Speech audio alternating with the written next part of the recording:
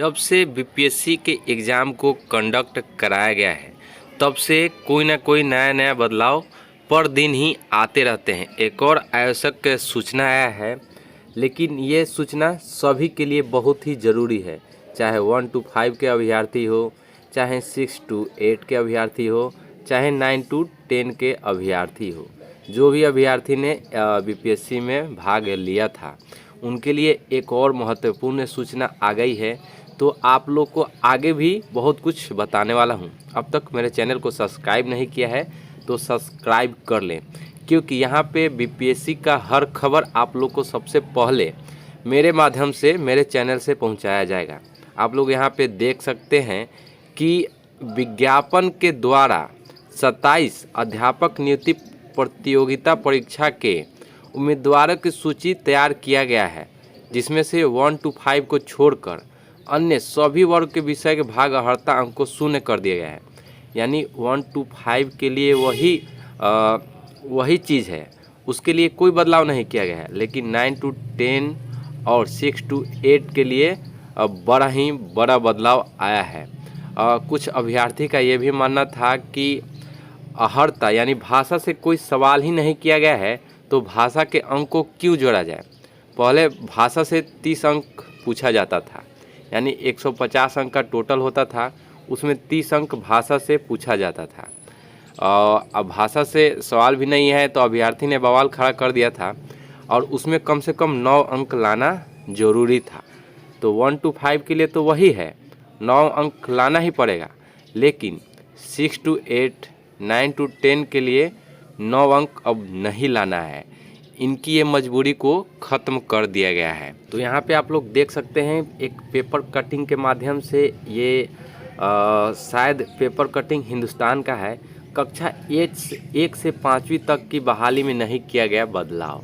शिक्षक भर्ती भाषा 9 अंक लाने की अनिवार्यता को ख़त्म कर लिया गया है। यानी कि बहुत ही खुशखबरी की बात है।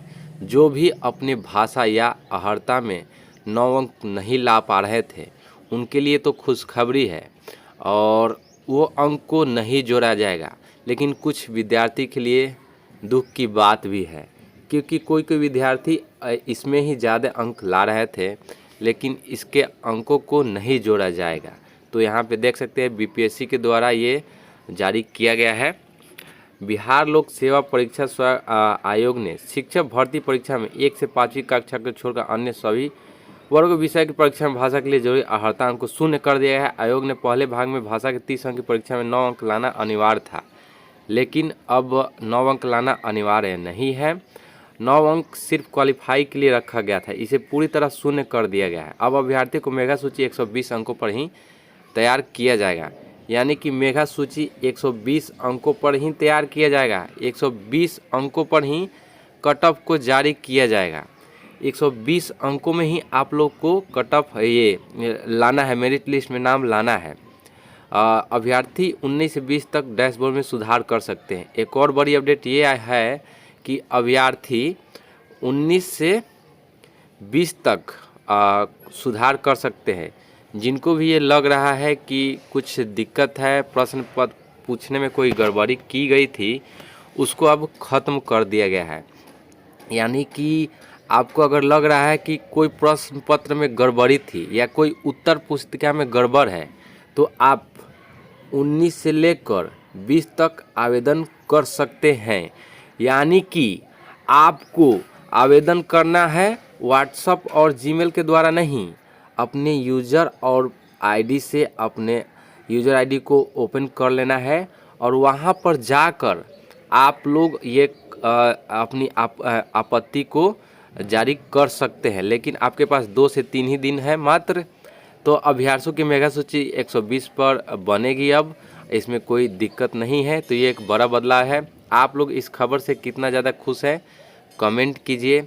आप लोग को मेरा वीडियो कैसा लगा। तब तक के लिए इतना ही। जय हिंद, जय भारत। कोई नया अपडेट आता है तो आप लोग के पास सबसे पहले मैं पहुंचाऊंगा। Bye bye.